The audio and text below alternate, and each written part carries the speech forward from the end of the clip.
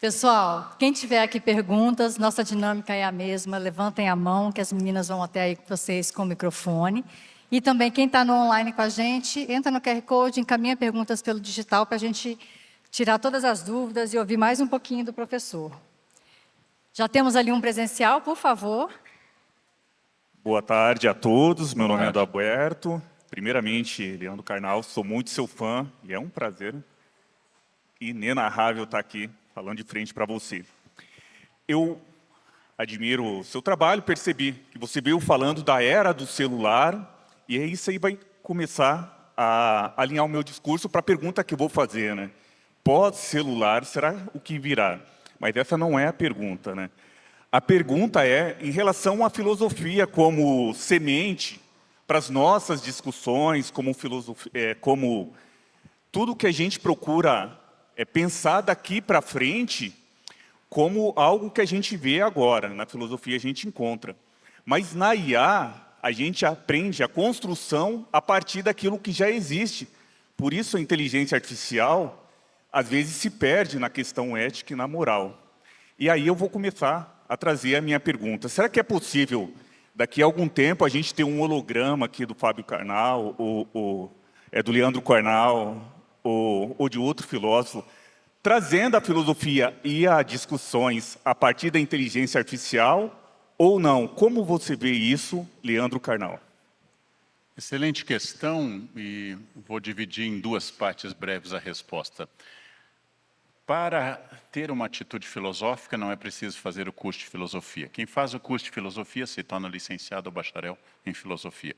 Isso é indispensável para ensinar. Mas a atitude filosófica, desde os gregos, é uma atitude de uma pessoa que não fez faculdade, como Sócrates, como Platão.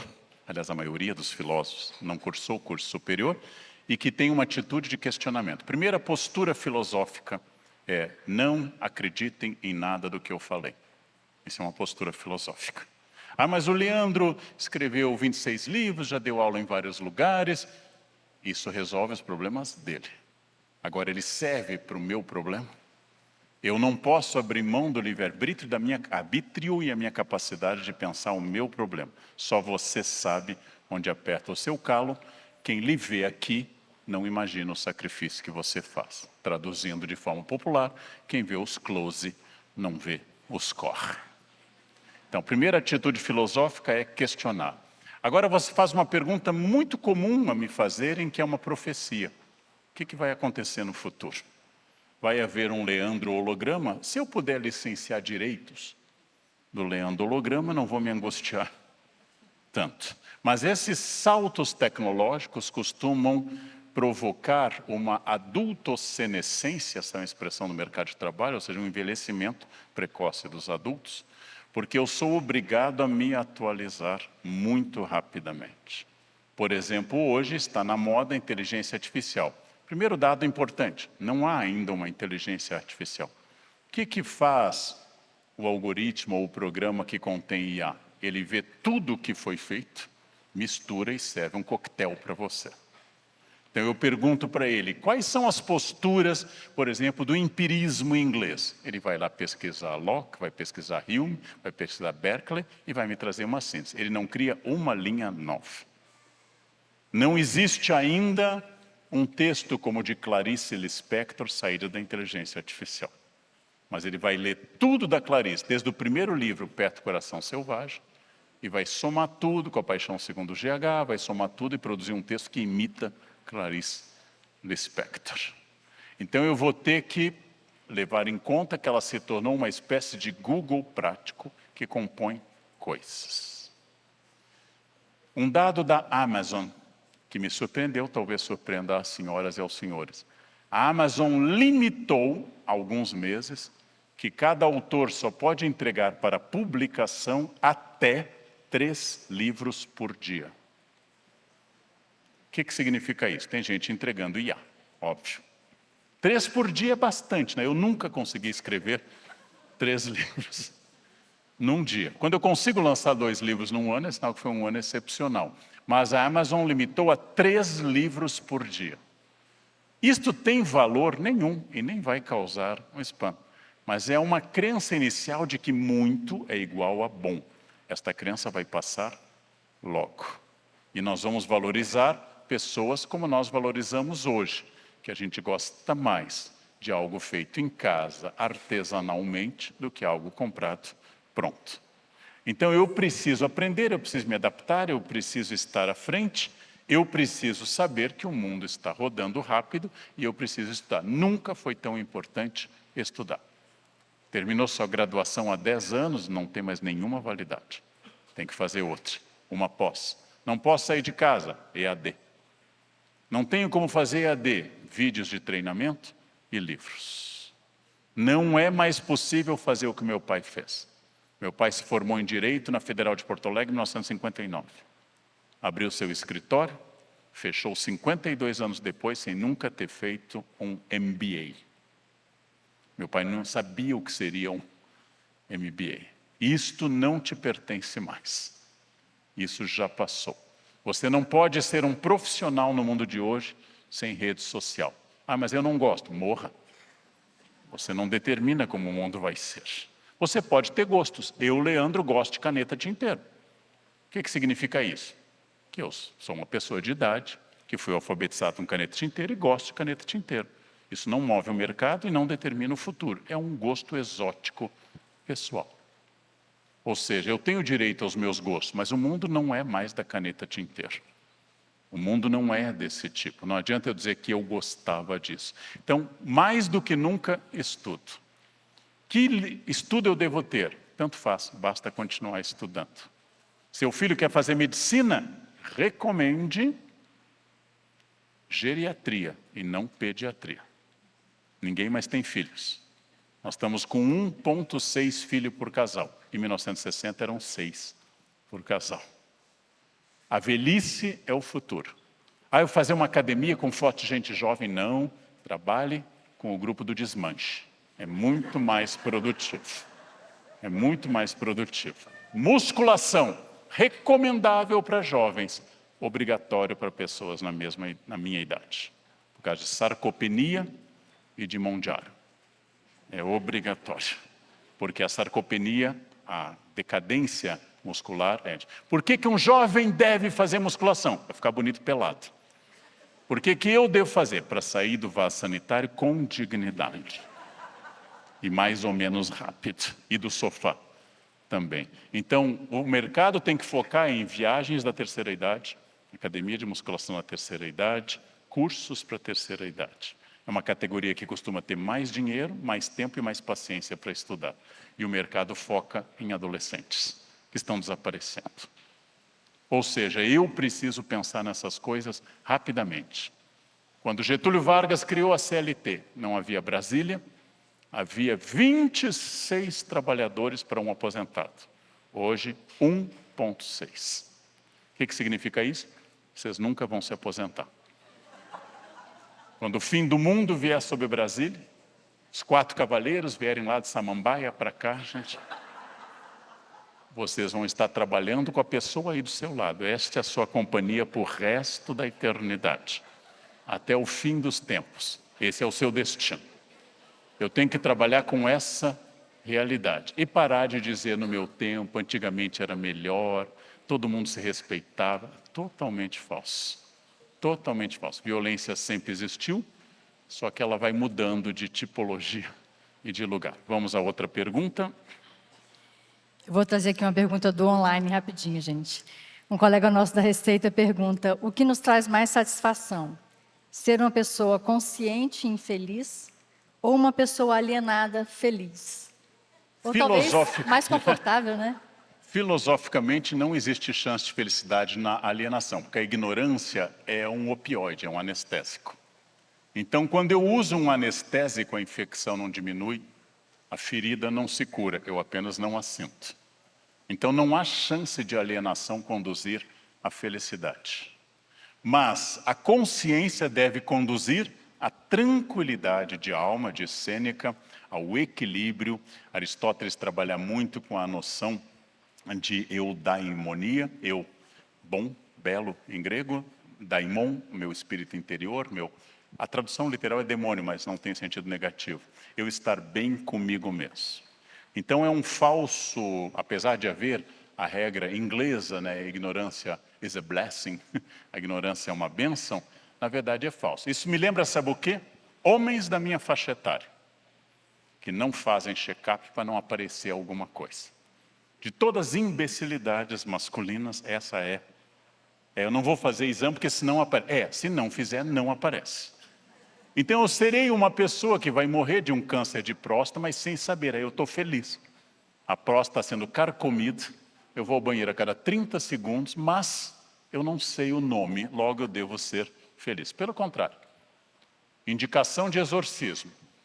Primeiro milagre de Jesus em Marcos, nos outros evangelhos é transformar água em vinho. Jesus pergunta, como você se chama para o demônio? Nos chamamos Legião. É muito importante a um professor saber o nome dos alunos. Eu sempre deduzia assim, saibam o nome dos seus alunos. Jesus ensinou, para expulsar um demônio tem que chamá-lo pelo nome. Pelo nome. Eu tenho que saber o nome do demônio. Mas muito importante, a consciência. Eu não acredito em gente inconsciente feliz. Eu acredito em bobos alegres. São as pessoas que marcham para o abismo sem parecer que estão no abismo. Então, eu não acredito nisso. Agora, qual o grau de consciência que não impede a ação? Qual o grau de consciência? Porque se você se cuidar, gente, você vai morrer. Se você não se cuidar, você vai morrer também. Quem aqui passa hidratante vai ser um cadáver hidratado, bonito. Quem aqui treina todo dia e tem abdominal definido, vai estar lindo no caixão. Dá para ver debaixo dos crisântemos a definição muscular. Todos vamos morrer. A filosofia só diz, não se preocupe com o que é inevitável, a morte. Não se preocupe com o pôr do sol, não se preocupe com a morte. Mas se preocupe como você vai chegar até lá. Eu vou morrer. Tirando Sarney, todas as pessoas do planeta Terra vão morrer um dia. Tirando nosso ex-presidente, todos morreremos. Mas essas pessoas podem influenciar como elas chegarão aquele dia. E eu quero chegar consciente, eu quero chegar bem, eu quero chegar com um corpo funcional, mesmo que eu esteja envelhecido. Um corpo que responda às minhas demandas. Temos tempo para mais uma? Temos tempo para mais uma. Aqui Boa já tem alguém? tarde, Ótimo. é um prazer poder estar aqui. Eu sou Fabiola Rolenbach, da Polícia Militar do Distrito Federal. E o senhor falou durante o início da sua fala sobre um suicídio ético, né? Sobre Byung Chul Han. E eu queria uma posição do senhor com relação ao que vem acontecendo na saúde mental e que vem preocupando a nível nacional, não só as polícias. Eu pesquiso polícias como um todo e já há 2, 3 anos a causa mortes, suicídio, tem sido maior do que o confronto em serviço. E como manter uma segurança psicológica para esse nosso efetivo policial nacional e trazer essa segurança como reflexo para a nossa sociedade? Obrigada. Excelente questão, Fábio. Suicídio foi o tema fundacional da sociologia, quando Emily Durkheim estuda o suicídio.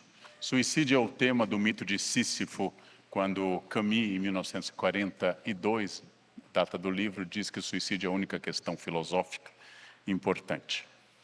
O suicídio é um problema social que atinge algumas categorias em particular. Quem lida com violência urbana, quem lida com forças policiais, quem lida com situações de tensão permanente, são pessoas mais expostas à depressão. Salários baixos, situação de violência e pouca valorização social. Isto é um componente. Entre adolescentes, neste momento, há uma epidemia de suicídios, infelizmente. Tanto que os jornais têm por combinação não falar que existe o efeito que a gente chama de copycat em sociologia, que as pessoas imitam ao verem alguma coisa. Primeiro, encarar de fato o problema. Alguém que reclama para você e manifesta possibilidade de diminuir a sua existência, está falando algo muito sério e você deve imediatamente prestar atenção. Não venham com aquela história que quem vai se matar não anuncia. Quem vai se matar, na maior parte das vezes, anuncia bastante. antes. Pessoas que eram vivas, vivazes e começam a entrar no processo depressivo. Pessoas que estão excedendo a angústia por causa de um luto. Essas pessoas, porque o luto tem 5 etapas em psicologia e ele tem uma causa. A depressão não precisa ter causa. Depressão não é tristeza. Tristeza é parte integrante da dimensão trágica da existência. Todo mundo aqui passará por tristezas. Não importa quão positivo eu seja, não importa quanto eu gosto de viver, há fatos que me entristecem. E esses fatos nos atingem. Agora, essa tristeza, perdi meu pai em 2010, perdi minha mãe em 2017, essa tristeza é muito intensa na hora da morte, diminui alguns meses depois, e depois vira uma tristeza diluída, que não impede que eu trabalhe, apenas está lá. Lembro da minha mãe todos os dias, mas não choro mais todos os dias. Choro só no Dia das Mães, bastante. Choro no Natal, mas não mais todos os dias. A tristeza com causa e com duração é tristeza.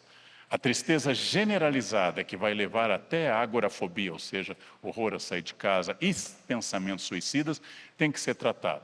A liderança tem que ter um programa efetivo sobre prevenção a suicídio. Precisa desse programa. Suicídio é muito forte em primeiros anos de curso de medicina.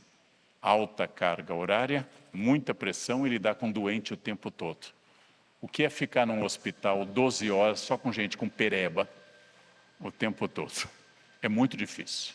É muito difícil. Então, eu preciso ter um programa de prevenção do suicídio, folhetos explicativos, eu preciso ter uma campanha e, se necessário, fazer grupos de apoio, exibir vídeos, fazer campanhas quando nós chegamos a algum mês de prevenção ao suicídio, fazer campanhas declaradas. Não tenham vergonha, falem, nós lhe ajudamos, estamos aqui para isso. Depressão não é mimimi.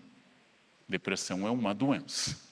E essa doença escapa ao controle da pessoa. Nós temos psicofobia porque a minha geração considerava que doença é catapora, depressão é manha. A minha geração foi criada assim. Eu preciso mudar essa bobagem. Isso é uma bobagem absoluta e essa bobagem está custando a vida de algumas pessoas. É um problema real. Na filosofia, só tem uma escola filosófica que acha o suicídio um direito. São os estoicos. E, a propósito, 2 grandes filósofos estoicos se mataram. Todas as filosofias combatem o homicídio, mas algumas acham que é o seu direito morrer.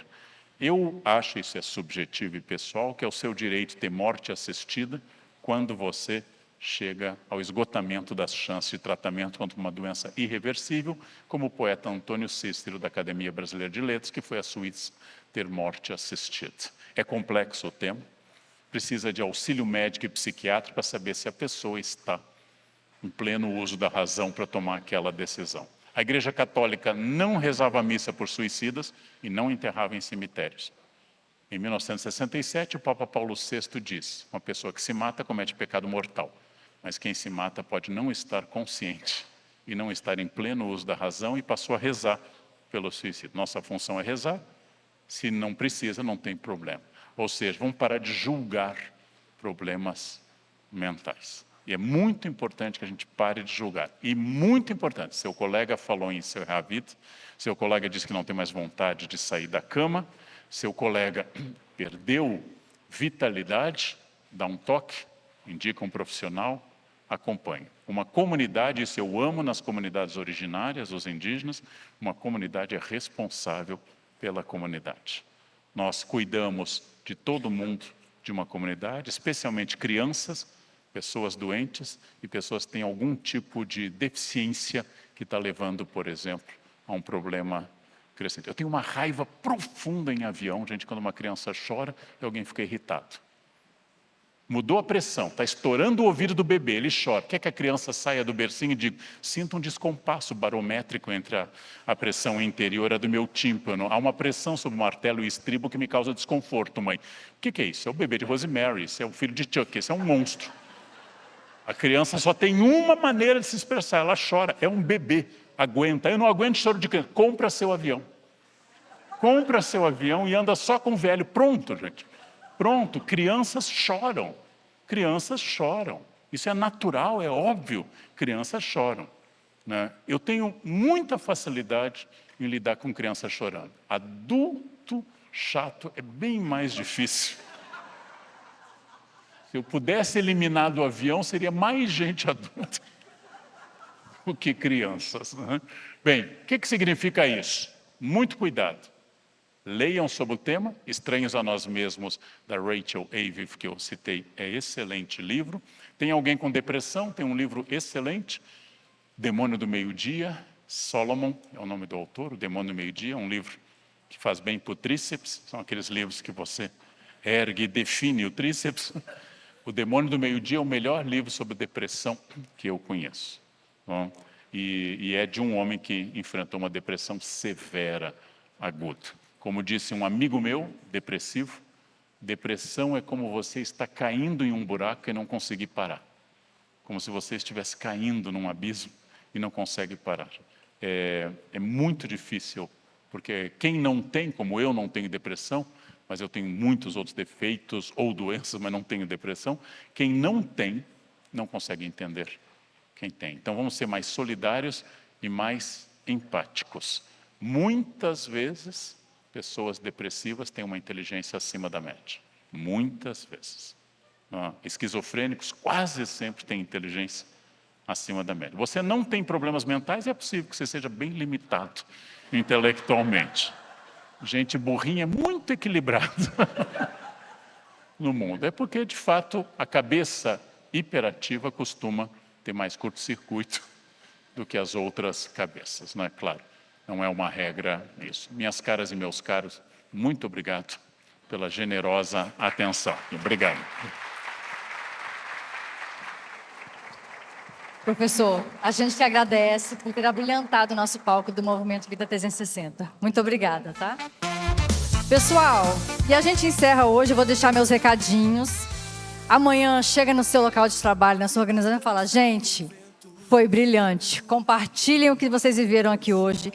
Falem para assistir, para procurar o nosso portal e assistir tudo que foi dito aqui hoje. Mês que vem a gente se encontra no dia 2 de junho com Malu Albuquerque e Fabrício Carpinejar, falando sobre carreira, saúde e relacionamentos juntos, ok? Espero vocês aqui. Para você que esteve com a gente no online até agora, muito obrigado pela sua companhia. Participem do próximo encontro e a gente se vê em junho. Obrigada, pessoal.